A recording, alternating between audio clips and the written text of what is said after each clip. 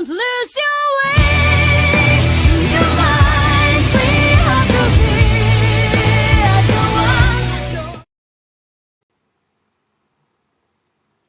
What's up YouTube, War Storm here, coming at you guys with another video today. Today we're going to be talking about the Dark Illusion set list. So kind of give a start to the Intro 2 series. I do this pretty much every major big set where I profile some of the new archetypes we're going to be receiving in the set. I also have a deck profile on the brand new deck profile, obviously with some real life cards on the way this week. So we're going to be chock full of content this week. I know my upload schedule has not been as regular as you guys expect, so to kind of make up for that, I'm going to be uploading pretty regularly this week. I'm planning on doing as many as 5 videos this week, so stay tuned for that. I'll probably be profiling Dark Magicians and some of the other new archetypes. So first, now we're going to go ahead and get to the list. Now, I want to say thank you to Yugioh for posting the sorted set list for Dark Illusion. I had a lot of trouble finding a solid, united list with all the rarities and whatnot, so I could kind of bring them to you guys, and we'll go over the rarities step by step and talk about some of the key cards in Dark Illusions and what to look out for when you guys go to your sneak peek this weekend. So the secret rares in this set, we have 8. As always, we have Nirvana High Paladin, Coral, the cover card. We have Coral Dragon, Dark Magical Circle, Cosmic Cyclone, Pot of Desires, Magician Navigation, Forceful Checkpoint, and the Hidden City. Among these cards, probably a lot of you guys already know, but Forceful Checkpoint is actually a TCG exclusive that they just printed, so I'll go ahead and talk about it a little bit. It's a very interesting card. It says, when your opponent's monster declares an attack, look at your opponent can. If there is a monster card, negate the attack, then discard one monster from their hand, your choice. That is pretty damn good. It is a bit situational because it does fit into that Mirror Force type window, but I do see this card kind of seeing a little bit of neat side deck play in the future. So it's going to be really interesting to see, what players do with this card.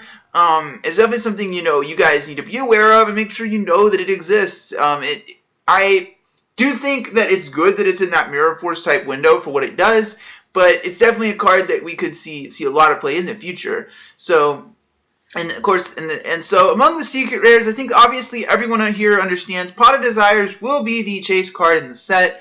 I fully expect it to be bare minimum $70, $80 at sneak, and then probably settle down around $50. There's no doubt it is a very good card.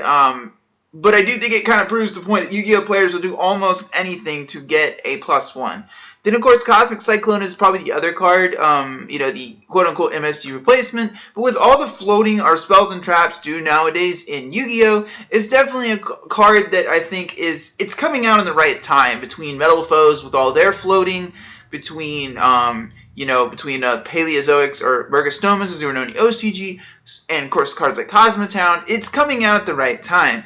Nirvana Coral Dragon, it's basically a upgraded version of Tatsunoko, so being a secret rare is not a total surprise. It is an incredible card for both Mermails and for Synchro decks. Being a level 6 tuner that can pop cards and then draw a card when it's sent to the graveyard is really, really nice.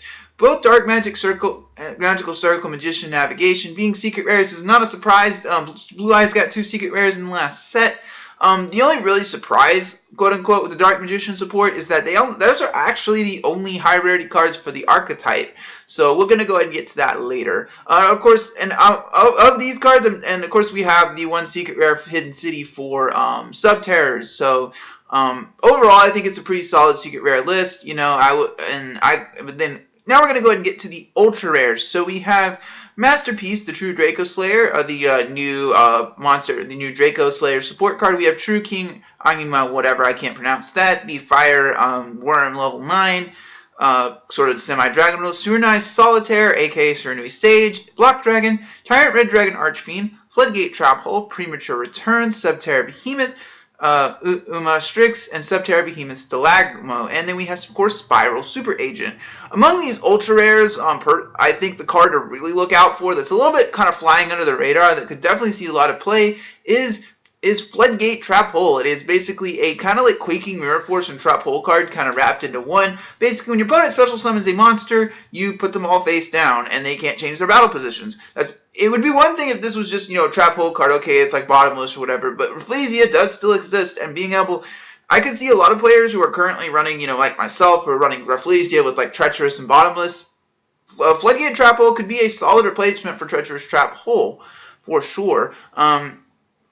As far as the other cards, Black Dragon and Shiranui Sage, I actually expected Shiranui, or aka Shiranui Solitaire, I actually expected it to be a ultra rare, honestly, because the card, and Black Dragon I didn't know if I expect to be an ultra, but it is support for two kind of dead themes in Zombies and Rockstun, so I don't actually have a problem with this. Tyrant Red Dragon Archfiend being ultra rare again, like this is Jack's. These are the two Jack and Yugioh's two new boss monsters in their duel. So seeing them in here, Premature Return is an odd card. I don't really know why it's an ultra rare. It's a very odd card. When I read it, it's like banish Shamard from your hand, then special summon a banished monster. It's really weird. And of course, we have the two Subterror Ultras, and Spiral Super is also an ultra.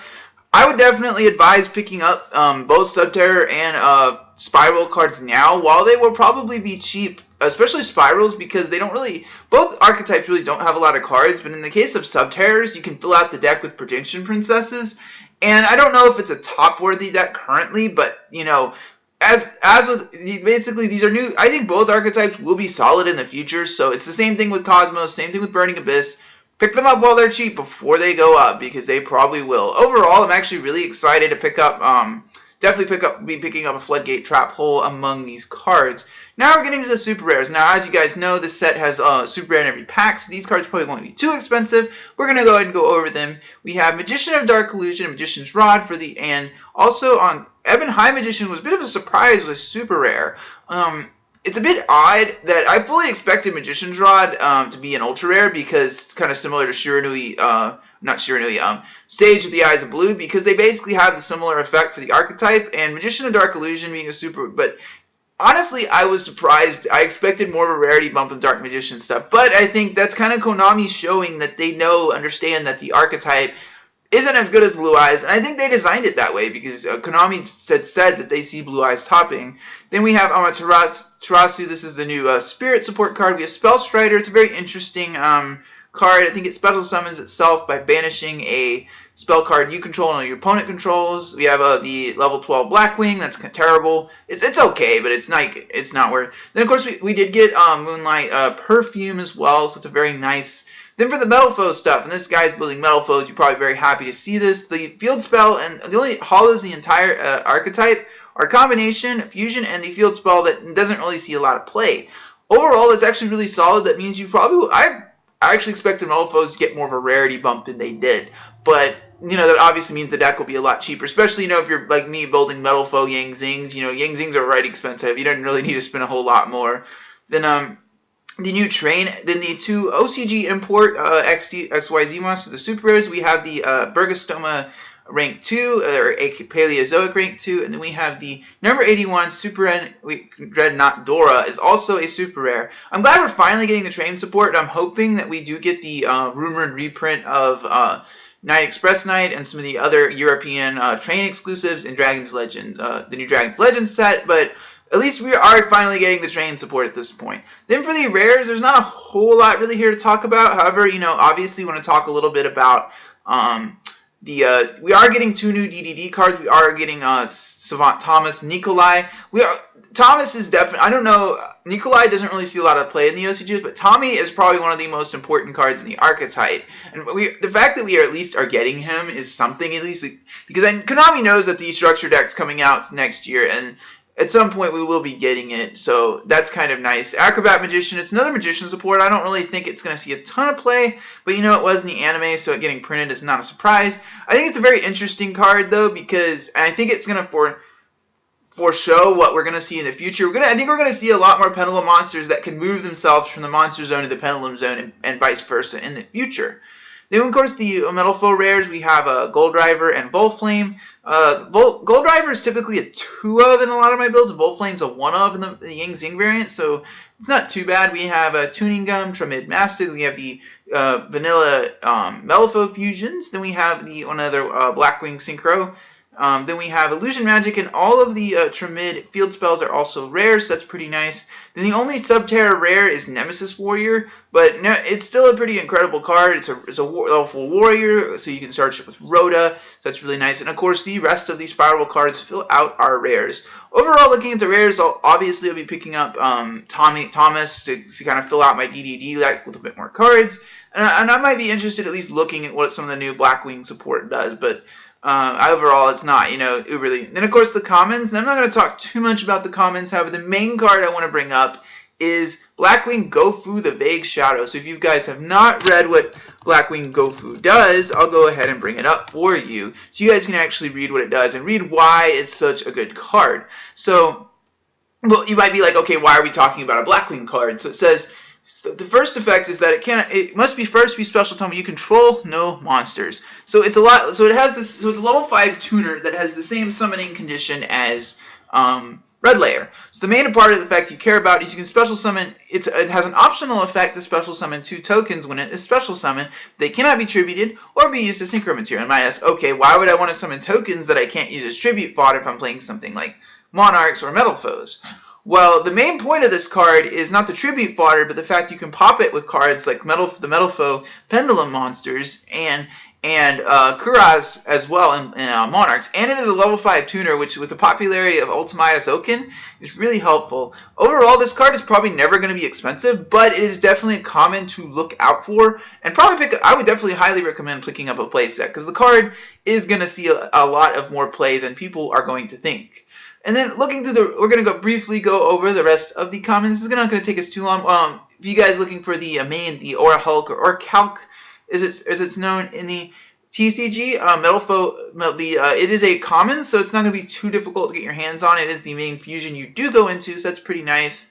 We do also have Performapal Radish Horse in this set. That's another card that's kind of like more. It's an interesting card, and I have seen some of the OCG Pepe list did play the card, so it's definitely something to look out for. Then we have some other support here. We have Ninjutsu Art Notebook, which is an interesting card. It sets Ninjutsu art spells and traps directly from your deck. Then of course we're finally getting the other train cards. You have Heavy Freight Train Crane and Revolving Switchyard. Then for the last couple OCG imports, we're getting our hands on Dragodius, the Empowered Warrior, and Empowerment, the field spell. These cards were really a big part of the OCG Clownblade deck that just dominated their format. Then we have all of the last 4 cards are all the Paleozoic traps. So overall, I'm actually really happy with this set. The set looks like it's probably not going to completely shake up the format, but it's definitely kind of like, much like what Konami did. It's not like a set like Duelist Alliance. It's a little more along the lines of Clash Rebellion, where it's not going to totally shift the format, but it's going to begin the direction where we start to change the format and have some few new decks come in. So anyway, guys, as always, I thank you guys for watching the video today. I really appreciate when you guys watch my videos. Go ahead and stay tuned later this week. I will have a brand new deck profile for you guys that hasn't been popped up on the channel, as well as I'll also be reviewing previewing all some of the newer archetypes from the set. So anyway, guys, as always, thank you guys for watching. So Orstorm signing out.